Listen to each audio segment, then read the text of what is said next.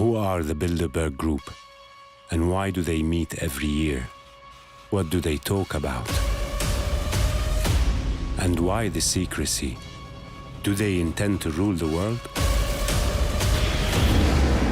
So over there, the world's power elite are gathering. We all talk about a democracy that isn't there. People want to know what's going on, what we're talking about.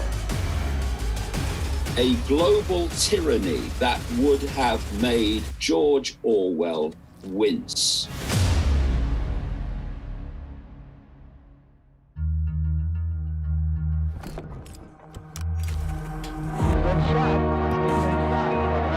Crashed into one of the towers.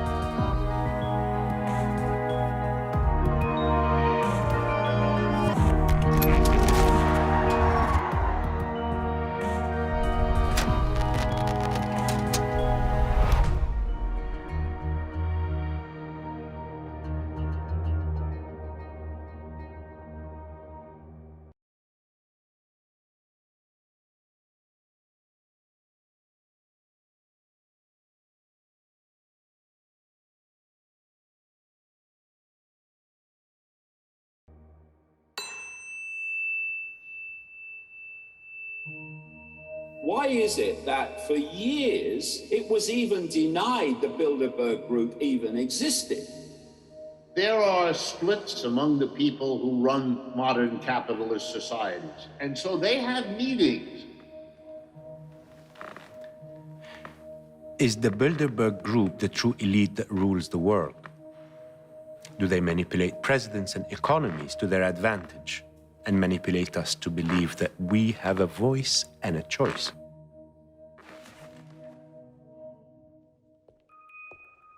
By the time I was born, both my grandfathers had died already, but I heard many stories about them. What I gathered from these stories is that I must believe in myself and have principles, and that many times an idea can be more important than one's self. I did believe in myself. And when I moved from the world of economics to the world of theater, I witnessed that dedicated group effort in theater troupes is what makes an idea succeed.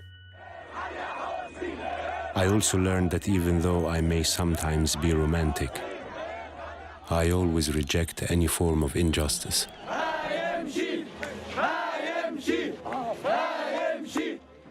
It is not strange that we hear of individuals forming groups with the intention to hold power and rise above the people and democracy. Bilderberg Group. Bilderberg. The Bilderberg Group. But there is one group which many people believe is the board of directors of the world, the Bilderberg Group. Who are these people? The billionaires, politicians, bankers, and European royalty. So over there, the world's power elite are gathering. People want to know what's going on, what we're talking about. If we cross that police tape, we'll be arrested. For me, what is said about the extra secrecy of the group raises questions. What are they trying to hide, if they are hiding anything? But even with their strict confidentiality, we may know a few things. We know, for instance, that the Bilderberg meetings were initiated by Prince Bernhard of the Netherlands in 1954 in the Bilderberg Hotel in Holland. The meeting takes place every year in a different place. We may also know the general topics discussed in the meetings. And it says in the website of the group that participants can use any information they received in the meetings without revealing the names of the speakers or participants. David Icke is a British journalist and a famous conspiracy theorist who has researched the Bilderberg Group and wrote more than 20 books. Can you tell me about when the Bilderberg Group first met and for what exactly? The Bilderberg Group first met in 1954 at the Bilderberg Hotel in Oosterbeek, Holland. To understand the timing of the creation of the Bilderberg Group is to understand what World War II was really about. Wars are used to transform a society. The status quo was gone, and you create another. And in the aftermath of World War II, that's when the status quo was transformed into a world structure. That's when globalization really started to take off. And in there is the Bilderberg Group in 1954, which was a part of this coordination strategy between different countries to create this common push in a desired direction. This is a classic organization drawing together prominent and influential people in all areas of human life. Politicians, some journalists who have a golden rule: you don't report what happened at the Bilderberg meeting. These are military people, intelligence people, many, many heads of major global corporations. And what the Bilderberg Group is a way of bringing these people together to form a common policy. And many of the people, most of the people that turn up have no idea what the big goal is. And a lot of these people come and go, and are never seen again. They're just useful in a short space of time. But then you have others like David Rockefeller, who has been involved in the Bilderberg Group from the start. Henry Kissinger, the same. These people span the whole period of the group's existence. Couldn't we say that they were or are just some sort of a lobby group that are protecting their interest? A lobby group for what is the question I would have. This is not a lobby group for a certain company, even a lobby group for a certain government. Why is it that for years it was even denied the Bilderberg Group even existed? They are a global elite which work to push human society into the direction of a global tyranny that would have made George Orwell wince.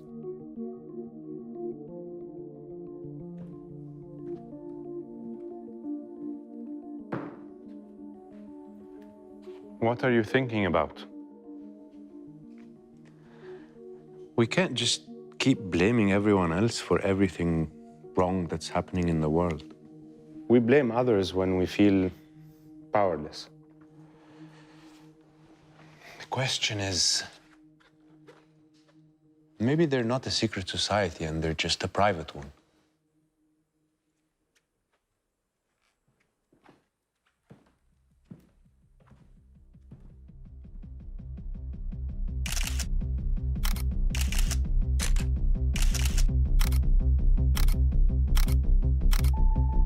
From what is written about the group, it seems they are indeed impressive in their breadth and power.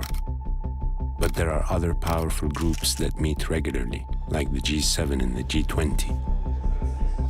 The major difference here is that those meetings are not secret.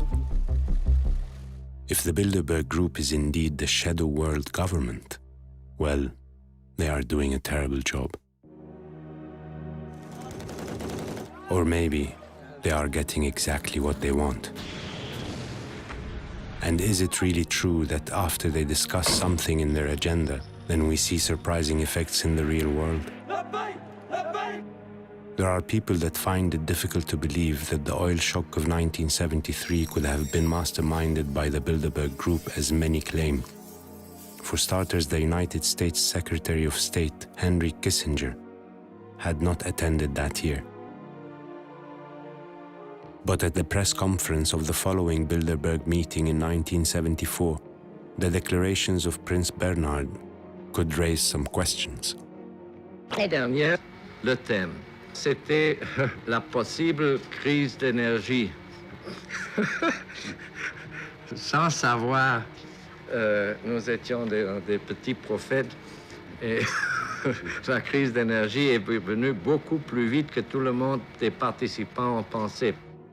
I want to ask the American economist Dr. Richard D. Wolff about the relation between democracy, capital, and the Bilderberg Group. I wanted to talk to you about the Bilderberg Group. Why do you think these people meet regularly? There are splits and disagreements among the people who run modern capitalist societies. And one of the big issues they disagree about is whether or not they really can rely on the capitalist system and the market to manage modern society in a way that allows them to keep their dominant position, their wealth, their influence, and so on. There are those who believe that the market is a fantastic institution, that if each corporation does exactly what is most profitable for it, this will work out to be the best possible society for everyone.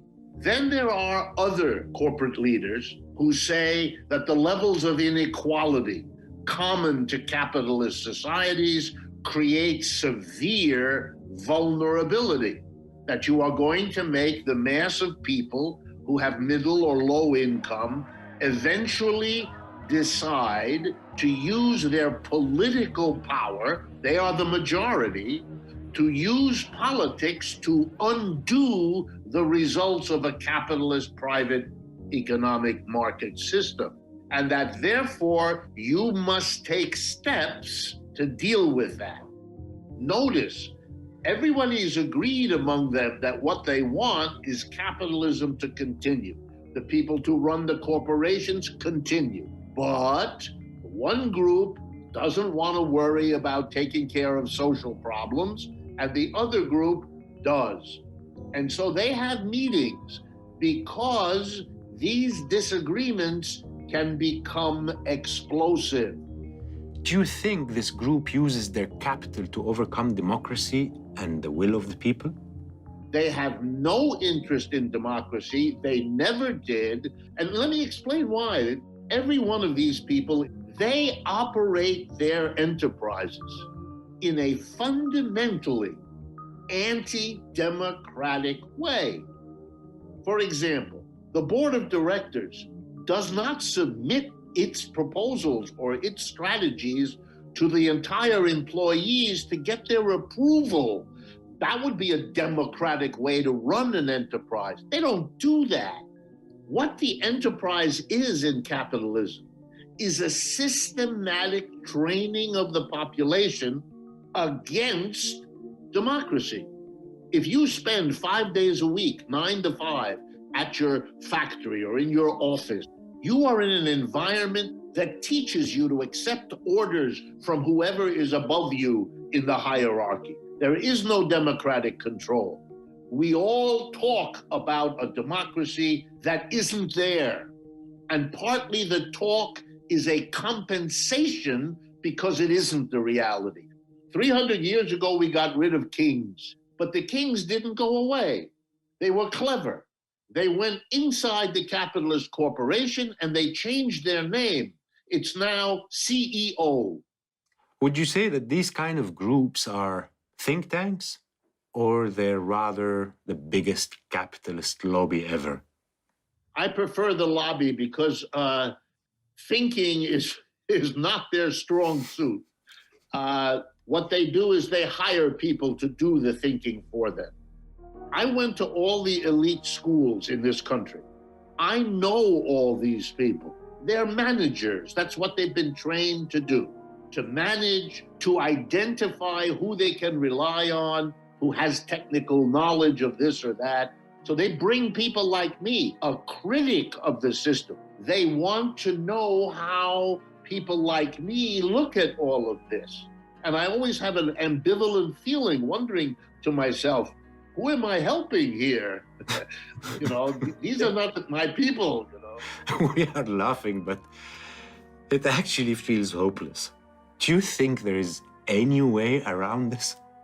In the heyday, when these systems are powerful, they are powerful because they have persuaded the mass of people that it must be this way. From the first time I heard stories about my grandfathers, I had a heroic and maybe naive view of the world. As I grew up and learned more, that challenge was to keep the flame inside me alive. to believe that I can be part of the change. It is tempting to believe that we have no power, that our votes don't matter, that our protests don't matter. I believe they only matter if we ask the right questions.